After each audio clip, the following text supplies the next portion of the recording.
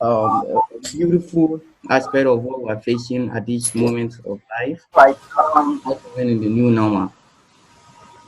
Okay. Today I have two wonderful guests with me, Seth Ruben and Nengolo Sambo. We want to see how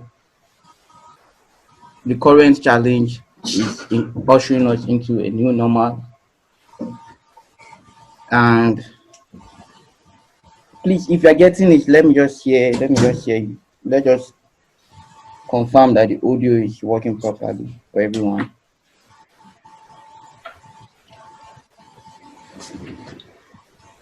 Can just indicate by saying audio is fine.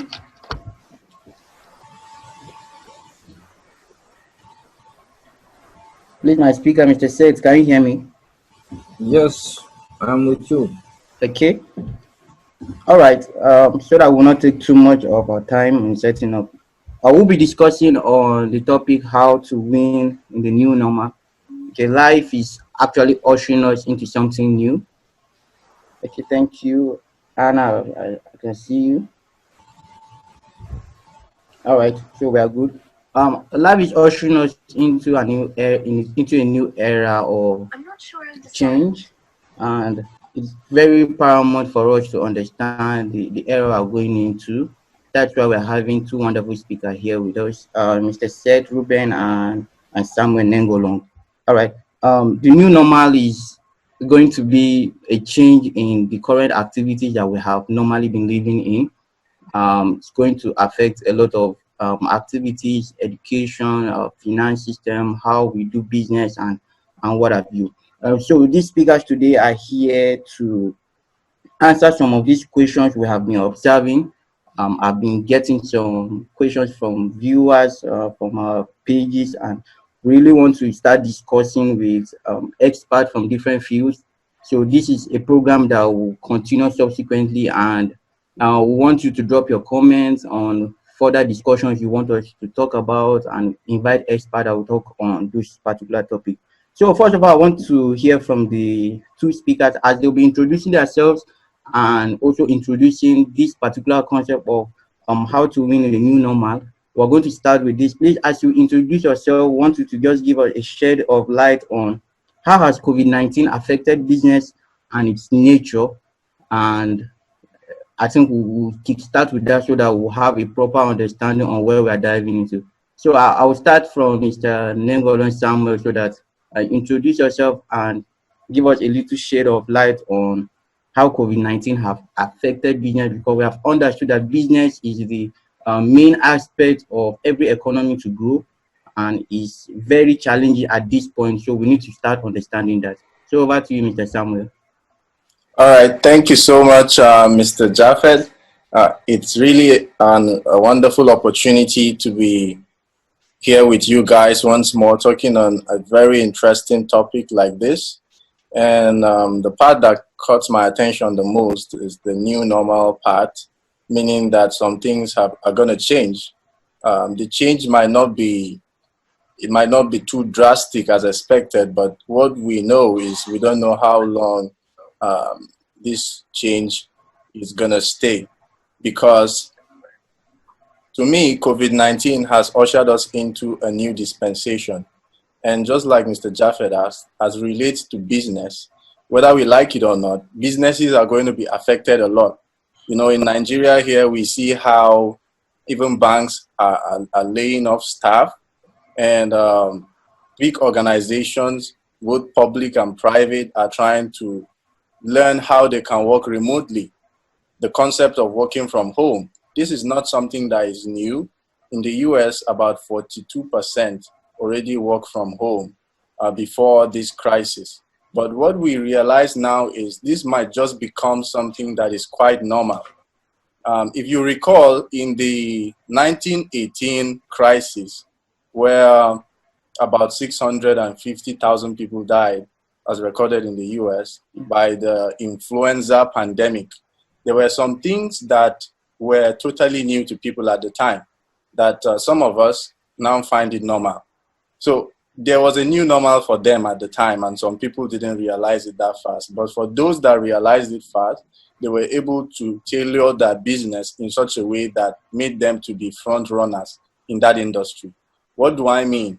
There was a very huge curve in the way people took hygiene at the time. In fact, almost anywhere you went to at the time, it was being said that spitting is unlawful, because one of the ways people got this influenza was through fluids, and it killed a lot of people at the time. And that is where the habit of having to sneeze and cover your mouth came from. And it was an etiquette that was being passed down. And we might not be too shocked to see that etiquette such as washing of hands and reduced contact with individuals would continue for a long period of time. Now, what does this imply for businesses that have to, they need a contact before transaction is being done? Take, for instance, a lot of people in Nigeria still believe you have to walk into a bank branch before you can conduct transactions. Even though transactions has gone digital for quite some time now. After the 4-week lockdown the president gave in Abuja and Lagos and other states like that, and the easing began as at yesterday, Monday, we saw reports of how people were trooping into banks, trying to either lay a complaint or do a transaction. And people tend to forget that the main source of how this disease is being passed across is through this contact. So I see a lot of challenge for businesses that fail to realize that there's a new shift in how things would be done. And for individuals also, that, this is real, and some people still take it for granted. No matter how, even though we know that we are in the survival stage, people need to survive, but it's good that we stay wise enough to survive so that we can trade and do business. So for me, the new normal introduces a new way of work and life. So it's like a work-life balance that one needs to understand to operate very well in this new normal. Thank you very much. All right, thank you, Mr. Sam. Thank you for that wonderful introduction into the topic we'll be talking about today. And I would like to hear from Mr. Serge Pen. Please, let's hear from you. Thank you so much, Mr. Japet, for this wonderful opportunity. I must say that I'm happy to be here. Regarding to the question that you asked, how is COVID-19 affecting businesses? I would like to say this. This is a change or a shift in the business world. It's not something that is new at all. We have seen it severally with inventions of different technologies that have to bring about a shift in diverse businesses. But the most important thing is some businesses are able to come out stronger and reinvent themselves, while other businesses and companies have to die completely. I think this COVID-19 is affecting businesses based on the position of the business and what the founders are doing concerning that. So that is how this particular incident is affecting businesses. And here in Nigeria, we can see how a lot of businesses are suffering from this particular chaos, in the sense that they are totally operating in the traditional way. When I mean by the traditional way is this: they are totally offline, and with the lockdown with the lockdown they cannot operate, which means business is totally down, and it's really affecting them in all round. Not only them, even their customers. So this particular incident is really affecting businesses depending on the position of the particular business. Thank you so much. All right. Thank you very much, Mr. Seth. I'll also go back to Mr. Sam. Thank you for bringing in some numbers here. Over 42% of United States businesses are actually operating from their homes. We have seen a new aspect of how the influencer have brought in some new businesses. I think it was an introduction of how some of these businesses can operate remotely, which is we say is also good. That means COVID-19 is also ushering us into some new aspect of businesses, since businesses can operate from home. That means even when we go to a new normal now, some companies, some businesses will operate from not the normal setting we usually know. So I want you to just shed light on some of these businesses that we're looking at that are going to evolve. Maybe it can be from their operations. Let's try to understand some of those businesses. How are they going to shift? Is there going to be a new aspect or a new view on perspective towards this particular type of business? Are we going to change the way we do transportation, the way we buy our food, and all those stuff? So let's just hear from you. All right, thank you for that question. Personally, in my own best personal opinion, I think businesses that have to do with the way people live their lives, like there are businesses that supply the key resources for man to live. When I talk about that, we talk about the consumables, the food that everybody needs. So there are businesses that are based on food. Let's talk like fast foods, businesses that sell, let's say, restaurants, and what else? Uh, Basically, fast foods and restaurants. I think that's a good example. Now, I think from what is happening, there's going to be a shift in how this is going to work. As at last 2 weeks, I saw it on one of my friend's status, a very interesting one. He was showing Eco Hotel and Suites in Lagos. And now Eco Hotel is a very highly rated hotel in Nigeria. And they were now advertising something they have never done before. They say, call in for your deliveries. Now they started delivering food because they have realized that it is already gotten to a time that people would not be convenient going out of their houses to get food. Now, anything that would have to bring people together and to conduct business might suffer, a loss in the number of people that will come around. Now, why is this so? Because this is a particular time where people are going to pay more attention to hygiene, just like it happened in 1918. People are going to pay more attention to what they eat. People would want to get more of natural things that they can process themselves.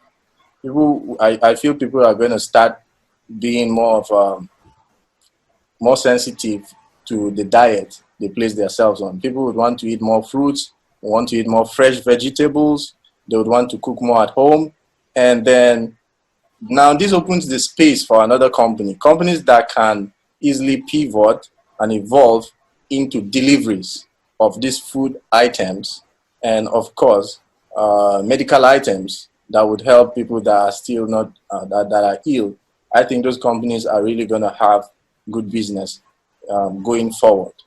And also looking at how we transact, how we pay for goods and services. I think that is going to be impacted a lot too, even though, this has been introduced over time, but people have found it difficult to evolve with the trend.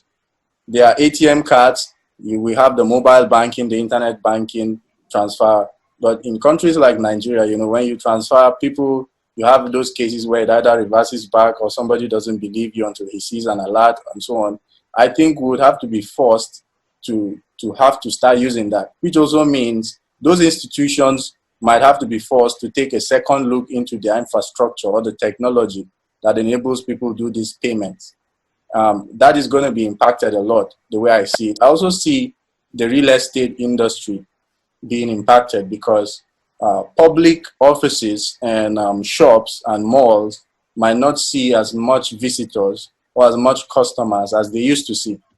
I see people in the business of events might have to be innovative to start seeing how they can, make their business still work remotely, meaning you can still organize events online. Because if you have an events business, where you have to gather people in a hall. Because of the current crisis, we know that can happen. And we don't know how long this will take. That's the truth.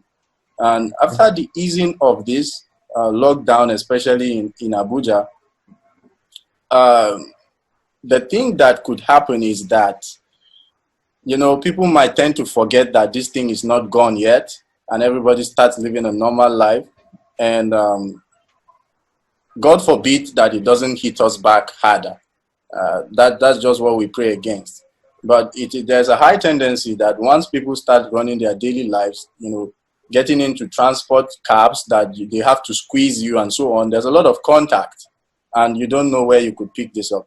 I think especially the agricultural industry as regards to consumables, and the real estate industry, and the transportation industry would need to take some shifts, especially in this time. I think those industries are really going to be impacted. And of course, the fintech industry, that's how monies are going to move around. That will be it for me. Thank you. All right. Thank you very much, Nengolo. Okay, Mr. Said, I'll be going back to you. And just like the way Mr. Sam has explained that so many businesses will need to pivot the way they do their operations. Definitely, marketing has been one of the basic challenges some of the business have been having. We have been seeing in previous years how companies have been using flyers. Some of them has been using maybe dancing group around the street to do their marketing adverts. Some have been using billboard and all those stuff. Now, because of the social distancing with people, and we don't see people gathering in the same place, which it has been the normal way of doing our adverts now. How do you think we are going to employ technologies? Because you have talked about technologies that have come into place and business will need to learn how to use them. So what marketing strategy do you think businesses will need to adopt so that even as we go into this new era, that we don't need to use flyers or we need to be dancing in the street? What other method do we need to use as businesses to do our advert to meet potential clients?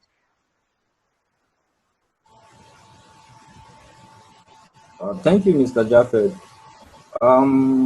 This is a very wonderful question. The way it stands now, currently, the best thing that any business can do is to move its attention from traditional marketing to digital marketing, which means online marketing. With over 2.6 billion people on Facebook worldwide, and I think it's a good place for any business.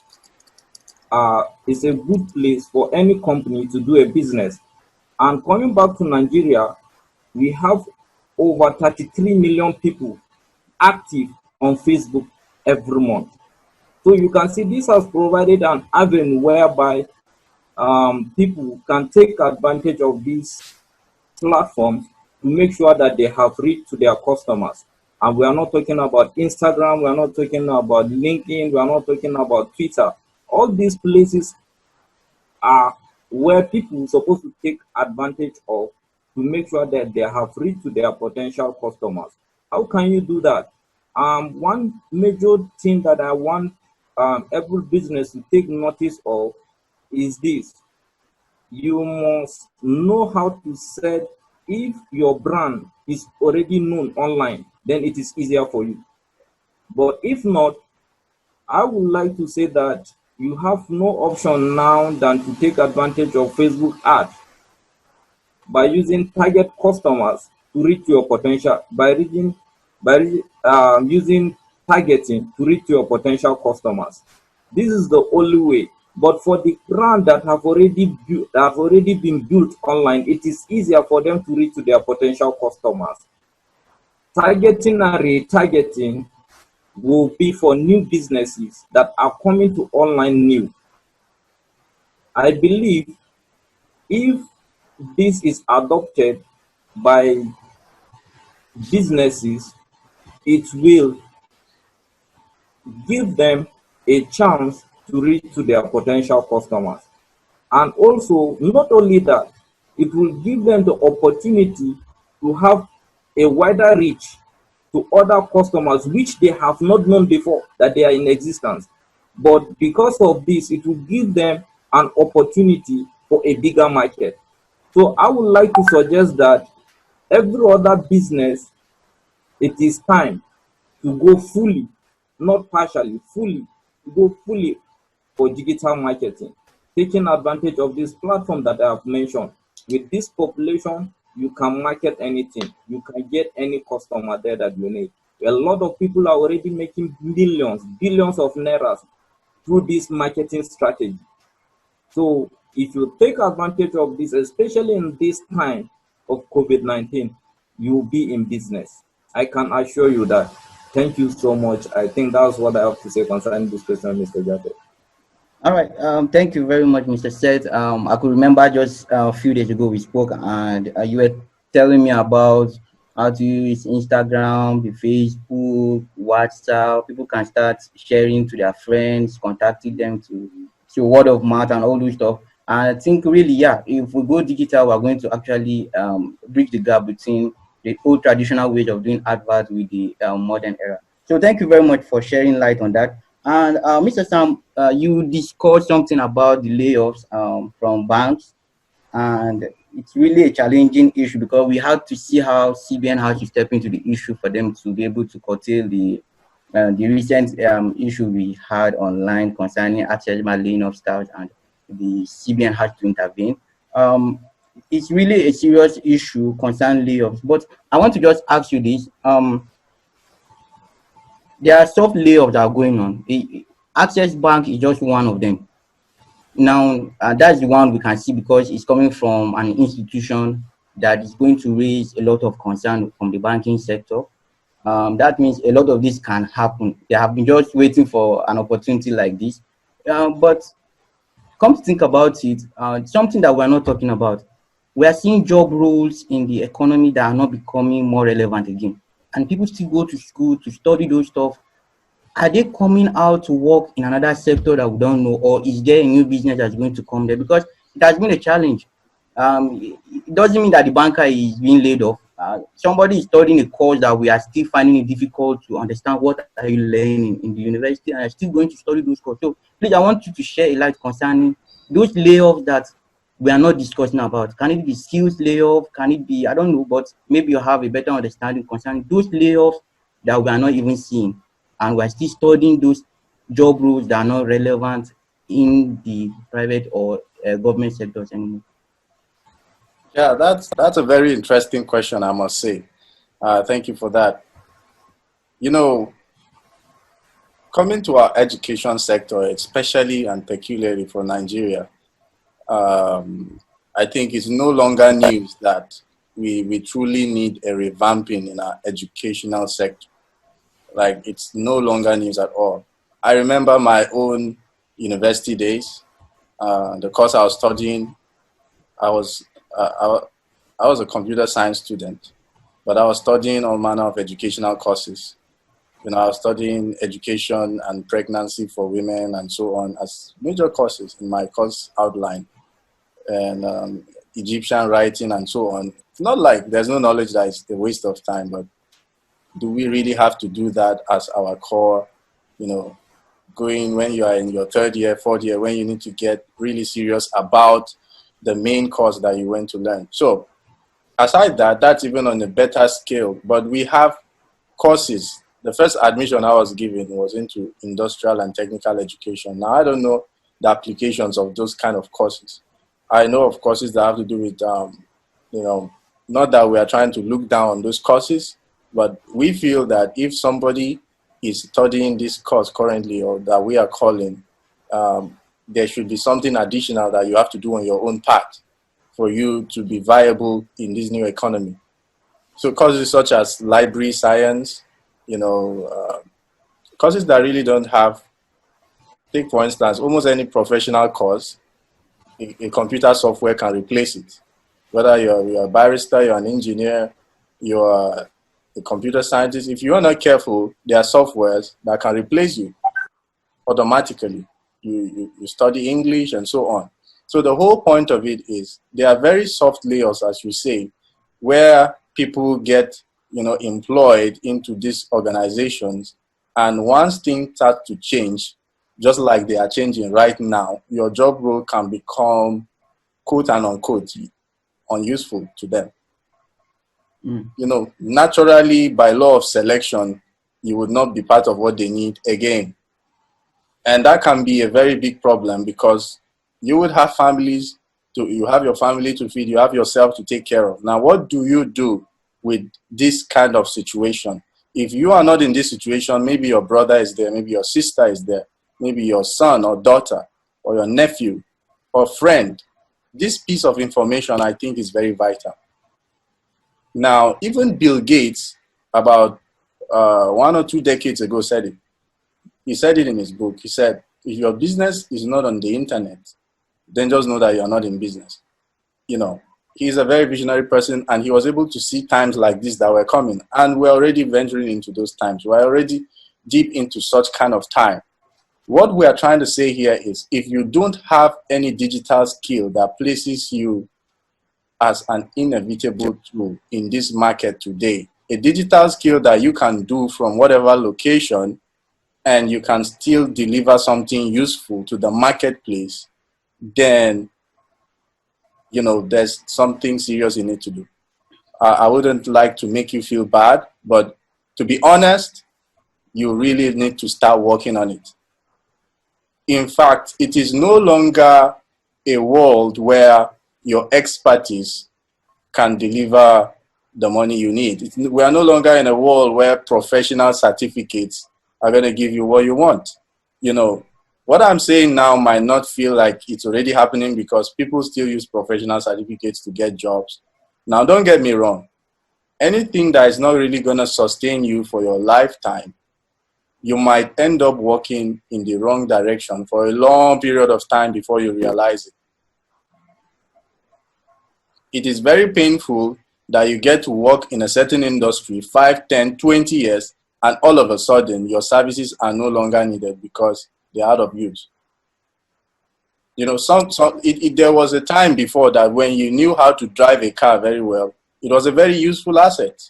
But today we have the trends of driverless cars coming into place. We have Google Maps that enable someone, even if he doesn't know the road, can get there. And then automatic cars came in. You don't have to use a clutch. Now, we don't know where we're going next.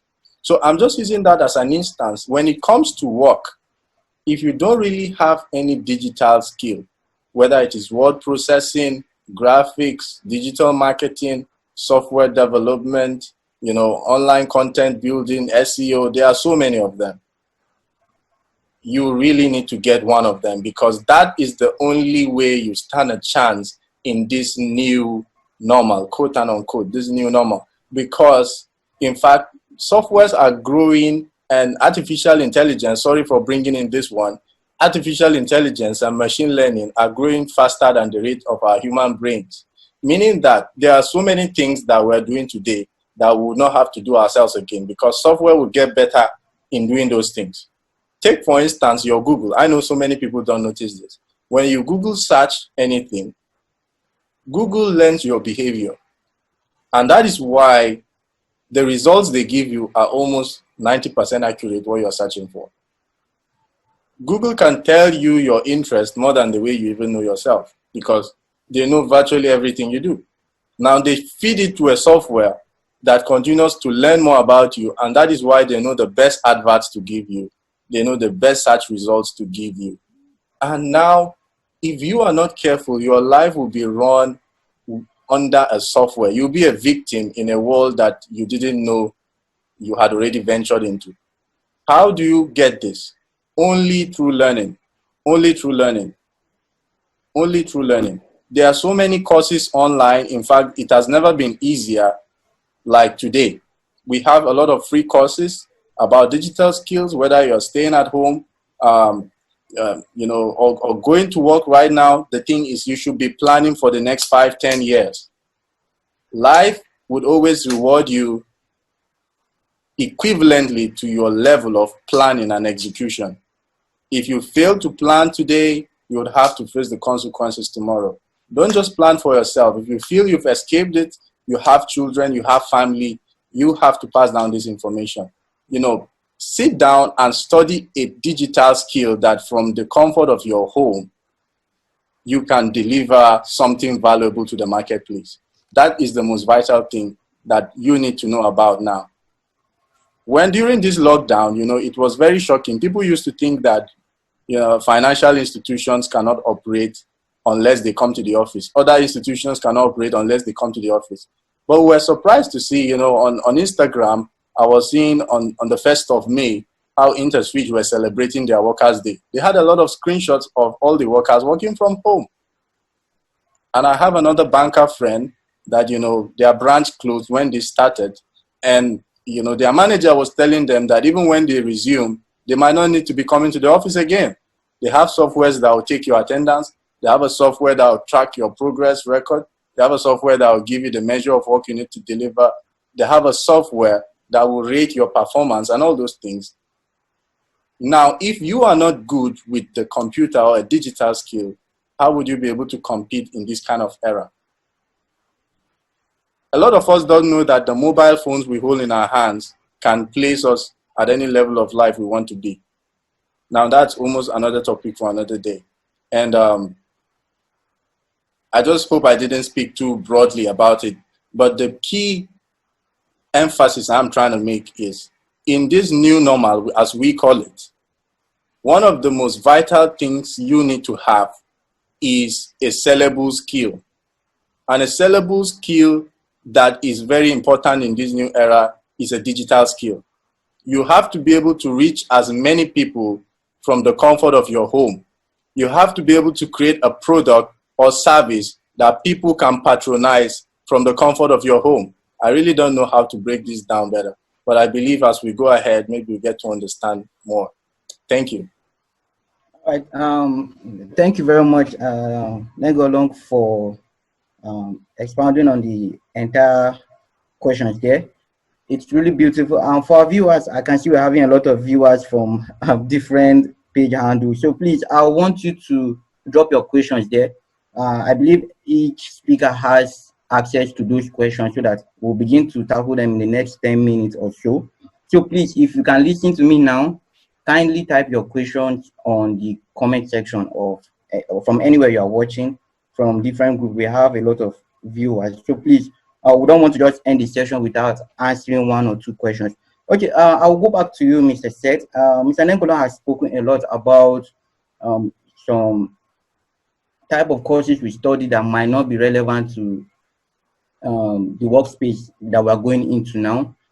He has spoken about how technology is coming or creeping into a lot of work activities, and maybe it might lead to displacing a lot of people. Okay, that's something, but I want you to actually help us with some strategy. Is there a strategy a business can put into place? Because the issue of layoffs or the issue of people not having what to do in a particular industry is because where they are working currently found out there is a new situation or a new software or something they can actually change to, right? And it might lead, they might not be flexible to allow their staff to train into becoming something because of too much of the workload. And at the end of the day, the best thing for them is to lay off because they feel they can replace it with technology.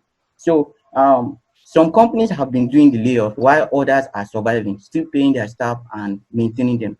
Is there any strategy that companies can use to absorb shocks at this time of anytime that challenges like this can come up for them to be able to help their staffs get skills, because it's something to actually get a skill before the crisis come up, and it's something to also have a cushion effect, like okay, you have money, you can pay them even when they don't come to do the work. It might be a physical work and they don't need to be there.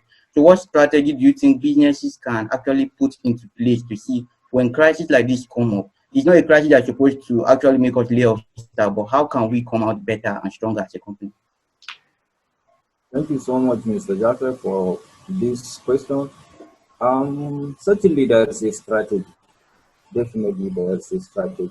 And one of it, I think, is that I would like to say that every company needs to develop a habit of savings.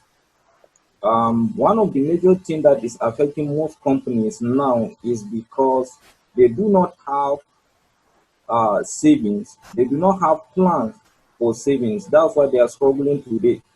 Savings for their, I don't want to say for a rainy day, because where attention is, energies flow and results show. So what I'm saying is not savings, not for the rainy day, but savings for expansion, savings for development, savings to see how you can grow your business.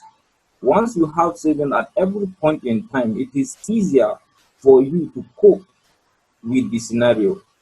Let's say, for example, now a lot of businesses that don't have savings, we will say that they are in the survival mode.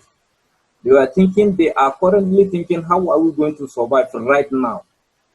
But while our companies with savings are reinventing themselves, how can we come out stronger? How can we come out after this COVID-19 taking over the market? Survival is no longer our problem. Survival is no longer what we would be thinking of. Why? Because we have savings. So any business that doesn't have savings, once there is a particular change or a shift, it is very easy for that business to go out of business totally.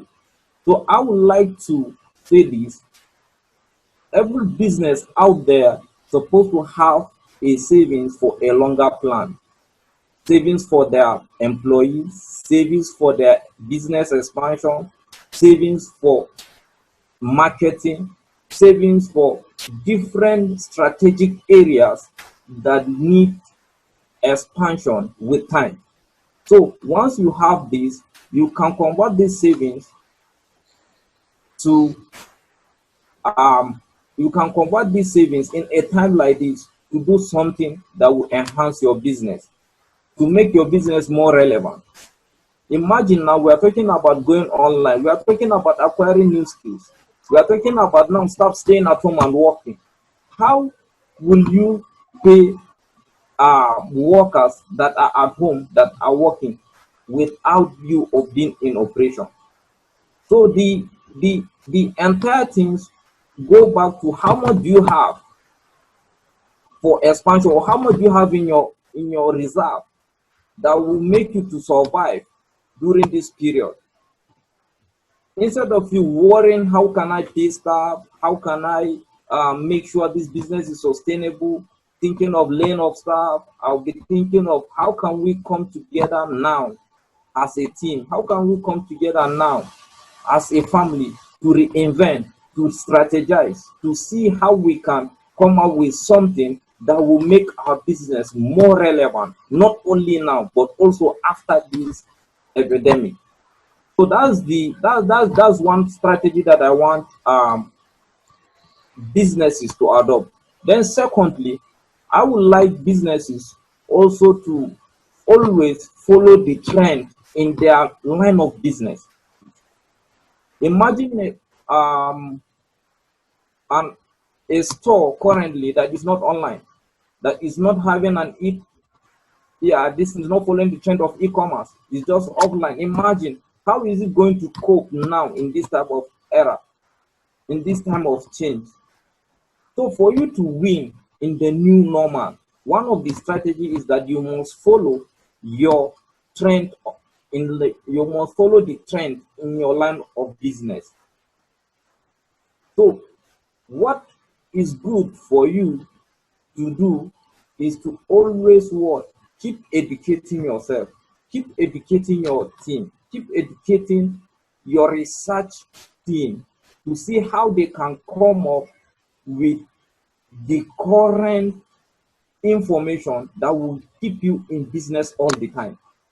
So that is why if you think uh if you think you know it all, especially a business that is making profit, you are think that the way of operation is normal, everything is moving normal, and you think you know it all, and you are not doing research, and you are not following the trend. Certainly, at a time like this, you definitely a time like this will put you out of business. Yeah. So research and development for every business in their own line is key to sustenance and also to stay relevant in the market and to keep providing value to the market. So Yeah. it is a key area that I want business to concentrate on that area. With these two strategies in place, I believe every business will stay relevant and it will be easier for them to cope with any changes that may occur. Thank you so much, Mr. Jaffet. All Yeah. right. I think Thank you very much, Mr. just, Seth. You just remind me of a book my mentor recommended to me. Your strategy need a strategy by Kimechi Ome. And thank you for these two trends you have shared. Strategy that is following the trend and will save. Okay. It's really important for companies or businesses to understand that um, at the time of crisis is not really bad. I believe Mr. Sam also talk about the greenhouse curve for us to actually understand. The crisis is not really bad, but it's just allowing businesses to be able to get prepared. I believe people that have the greenhouse curve should be able to use. They must have predicted something like this to have happened. So how do you build your staff, build the capacity for them to be able to um, see something like this is coming? COVID-19 is just one. We don't know what's going to come, but people that have been able to prepare their staff should be able to handle further or a future crisis that will come up and take advantage of them. So I want to hear from Mr. Sam some of these strategies that some of these businesses have been using. Is there any model, is there any concept or tool that they can also use to predict um, crisis like this that will come up and see how they will prepare, how to build their staff better? Because if you have a empowered staff, you don't need to lay them off. If you have good savings, you'll be able to actually pay their salaries if you are following the trend. So I believe that is something you want to also say about how business should be able to handle crisis. Okay, great. First of all, I'd like to say crisis. Another meaning for crisis just means a new change, like something new. So crisis is not always the negative thing we look at as the word implies, crisis. Okay, it just means that there's something new and you have to now adapt. If you check my Facebook post, I said, I posted a quote from Darwin, Charles Darwin there. He said in his law of natural selection, he said, it's not always the strongest species that wins, but the most adaptable that wins. So when it comes to times of change, only people that have planned for that time would definitely benefit most from it. So as regards to people that have businesses and you have staff and you need to now make the staff work offline, I think there are several methods of how one can do that, and it's quite innovative. Or like it's not something we can really trash out in a discussion like this. But just like you mentioned, the Granial business curve, where he specified about 6 levels of crisis. It means that for each business, there's always a stage where you face a certain change that would make you evolve. That change is expected to make you grow past that level. But at times, people give up at those stages. And that's why out of every 10 businesses, 8 fail in the first year. Before you talk of the next 5 years, the 2 might probably fail or 1 might still fail. So it's really difficult for people to survive these periods if you are not planning ahead of time. And the curve would always advise you to plan your business in phases. Say, okay, you plan the first 4 years of your business or the first 5 years of your business. It emphasizes that you must have a very strong business model. And I think maybe in another episode, we'll have the opportunity to discuss this particular business concept in depth. My own concern is even more on the other side, which I believe most of our viewers are on that side also, where how do you make yourself attractive for a business to hire you? Or how do you make yourself attractive for a business to pay you for your service? If you're a small business, how can a big business pay you for your own small business that you're running? Or if you are somebody looking to get employed, how do I get attractive in this kind of period of time? And I think that's very critical because of the situation right now. Now, how do you get attractive? In a time like this, even before times like this, we have, if you are like me, you will notice that people send you messages and people ask a lot. You know, people request, please, I don't have this, please, I don't have that, please, can you help me with this, please, can you help me with that? Because of the poverty index we have, a lot of people suffer from this issue of economy. But the problem is not really the economy alone.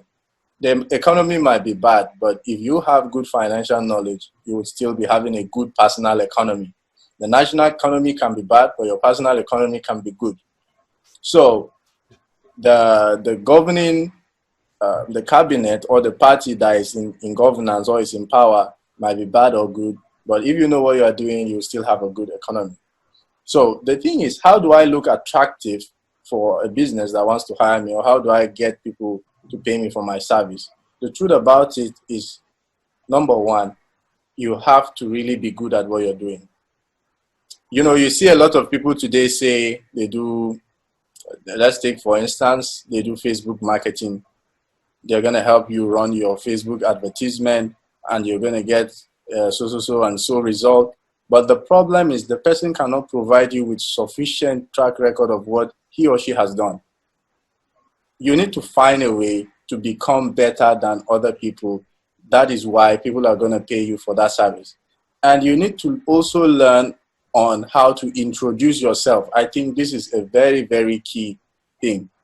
Because in the days of the internet, you don't have an opportunity to talk to that person for 5 minutes. The normal span of an internet user is within 5 seconds. And once you don't grab that person's attention, you don't hack that person's attention, that person will just leave.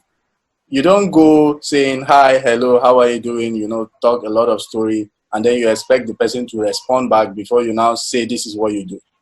When you go on somebody's profile that is a business or is a potential client for you, you want to be as detailed and as straightforward as possible. There's this formula, this concept that I like a lot. We call it the AIDA formula. The AIDA formula. AIDA is an acronym. That's AIDA. That the first one stands for attention. You first need to be able to hack your employer or your client's attention. You need to really learn. Now that brings up a skill. You need to learn the skill of copywriting. If you have a writing material there, write it down. The skill of copywriting. Copywriting is how you can write good copies. Copies are a bunch of text that explain or are able to communicate to whoever is reading what you really want that person to get in a short period of time.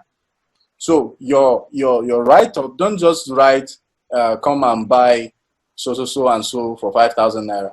I sell so and so for 3,000 naira. That's not attractive enough. You need to find a pain point that you're going to hit that client with. Talk from the perspective of the client or your employer. If your employer is looking for somebody that is competent in arranging an Excel sheet, you want to say, I am going to help you arrange your Excel sheet in the best format possible. I've been able to do this with that. I can aggregate thousands of records. Take an example of what I've done. I'm ready to even offer my service, even for 1 month free, if you can, to prove yourself. Now, the thing is, you need to understand that there are a lot of people making that request. So what gives you that extra advantage is if you are able to show, number one, like I said, your skill. Number two, the way you introduce yourself. Number three, the way you're able to create desire for that person to want to hire you. You need to be able to talk about a pinpoint, a key point that you want the person, that interests the person or that raises desire for that person. All right. And then the last one is you need to be able to give that person your offer as fast as possible. You do it within this range. You do it within that range. And I can guarantee you that if you're able to study a lot about the AIDA formula and you're able to study about how to introduce yourself, I can recommend one book for you, How to Win Friends and Influence People by Dale Carnegie. That's a very good one. Okay, you're really going to look attractive in a time like this because most of the skills that you need to learn to achieve this formula are digital skills. And then you would also learn on how you can write good copies. And that's it for me. Thank you. Oh, thank you very much, Mr. Sam. I think he has also opened another new topic for us. It's really beautiful, and we're going to actually invite him another time with Mr. Seth so that we'll be able to trash out because so many people are beginning to ask, how do I cope with learning digital skill in my academics? How can I learn digital marketing? I think we're going to have another new session where we're going to introduce tools. They will tell you of skills and those tools you can use for you to learn how to do digital marketing, how you'll be able to combine your education with learning any of those skills again. Um, there are a lot of things we can do, but we have less than 7 minutes to end the webinar. Please, we suggest that you keep adding your questions. Any question that's related to any of the speaker, we're going to get them answered. We're going to record them and actually share them on Facebook again. So subsequently, we're going to be inviting other speakers, and we also like to make our Zoom meeting open subsequently so that you can join us. It seems we're having some lagging time from Zoom to Facebook. So we'll also introduce, share links to people that can join us using the Zoom so that it will be faster for us to attend to your questions. And because some people will be watching this late later. So subsequently, we are going to be sharing our Zoom handles and password for you to join us. We are going to be inviting other speakers, other experts from several fields to also share interesting topic. You can also suggest a topic that you feel okay, it's important for us to discuss, and maybe you have a concern you want to ask. So we'll be inviting speakers subsequently to talk about different topics. Mr. Sam and Mr. Seth will also be coming up subsequently to tell us about some of the product they have and how it can help us, because someone is also asking, is there anything you have that can do to make money? So we'll be doing that, but for now, we just wanted to just have a general overview of what we'll be doing in this program as we continue to do so. I would love to give the speaker some just 2 minutes each, or yeah, 2 minutes so that everybody will summarize before I'll wrap up the webinar. So, Mr. Seth, please, I think you can just help us have a wrap up summary from your end. Then I'll go to Mr. Seth before Mr. Sam before we finish. Thank you very much, Mr. Javed. I would like to say this. At this point in time, in this crisis, I would like to encourage individuals, I would like to encourage businesses to sit down and re-strategize and look at their strategy and see how they will be very relevant after COVID-19. Because if you think things will be normal after this COVID-19, you think life will go on, the old way of doing things will continue, then definitely you are deceiving yourself.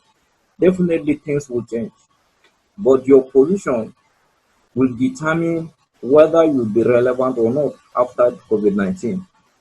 And I want them to change the way they look at things.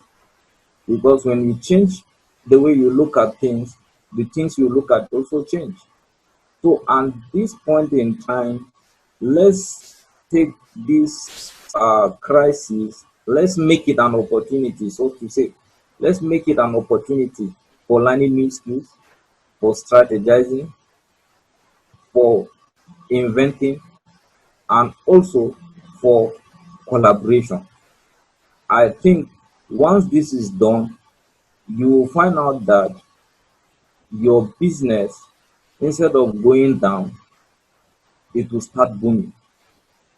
So I am very happy to be here, and I also want to thank all viewers for comment, for suggestion, and for participating.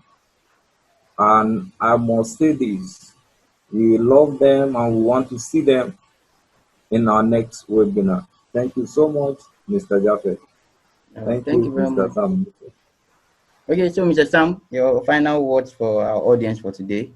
Yes, yes. We're so grateful to have everyone here with us. And just like you rightly said, uh, this is going to be a continual thing, and topics and suggestions will be very, very welcome. Now, summarizing about all we have said, as for me, the first thing is, number one, the take home that you need to have, number one, is you need to identify, you need to really, really agree that the world has changed. If you don't even agree about that, I don't see how you can even start changing anything you're doing. Number one, the world has changed. And how has it changed? It is not changed because the planet is different, but the way in which we do things will definitely continually shift and evolve. Now, people that benefit are people that are able to see tomorrow, today.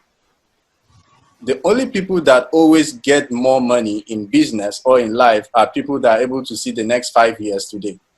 And why is this kind of program important? Is because we try to open your eyes to see the next 1, 2, 3, 4, 5 years, starting from today. If you feel all of these things we are saying today, you go out of your door, you start seeing them. You might not see them. But the point is, if you need business skill, you want to be wise in getting money, then you start implementing things that other people have not yet seen. Money just comes from a secret that becomes obvious tomorrow. It is no longer a secret once everybody discovers it. Does it make sense? Because your edge in anything you have is that little piece of secret, that source that you know that other people don't yet know. So the source in which we are talking about is that the number one criteria you need is how can you even get good digitally? How can you have a good digital skill that sets you on a good path to be able to contribute to the new market? The market we have today is mostly online. Check the top biggest businesses worldwide today. Number one, we have Amazon, we have Apple, we have Facebook, we have Google. All of their businesses are totally online. All of them are online. If Amazon had to open stores for people to make the orders they are making today, they will not get to this extent. 10 years before these businesses, the businesses that were topping these charts were mechanized businesses. They had to do with energy, they had to do with agriculture. But the things have changed and will continue to change. Now, this shift has created a new avenue for another kind of wave. New businesses are going to emerge that in the next 5 to 10 years, they are going to be the biggest businesses. It's either you replace the ones there or you're going to join them. And we want you to join us on this journey to be part of them. You know, we don't want to be alone that will discover this and then we go alone. All right. So please try your possible best. Note that the world has changed. Try to work on to get a digital skill, which we were going to provide on this program coming henceforth. We're going to try to provide all that we can to give you the necessary skill, to give you the necessary know-how on how to get these skills. And lastly, have a plan of implementation. Don't use this as an excuse. Your comfort zone is your dead zone. Do not use COVID-19 lockdown as an excuse not to be creative and not to produce. This is one of the best times you have to produce and be the greatest that you can ever be. And we love you all and we'd love to see you in our next meeting. Thank you so much and God bless you. Thank you very much, Mr. Sam. Just like talking about change, as Albert Einstein we say, in the times of change, and the learners will inherit the earth, while the learned will find themselves beautifully prepared in a world that no longer exists. So I want to encourage every audience to have to really learn a lot from what we have discussed. If you are learned, please try and be a learner now so that you can be fit into the new world we are going into, because so many things will have begun to change, and it's not be nice for you to be left out in this new year. So thank you very much for all the ideas I've been sharing. For a recap, thank you for sharing the strategies Mr. said. He's talking about trends, how to save, business should follow trends. Business should try to see how they'll go online with their digital marketing. Mr. Sam talked a lot about businesses that have moved online. Even in the United States, talking about the 42%, he talked about the ideal formula, he talked about technology taking over, the AI and what have you. We have also started introducing some of those few strategies that we can use, even though some of our audience are trying to learn deeper. Because time will not permit us, we want to break this into different episodes. So subsequently, we'll be inviting them, especially to come and talk about a particular field or two they feel when you learn it's going to really help you. The change has just begun, and we as people need to change ourselves to actually adapt into the new change.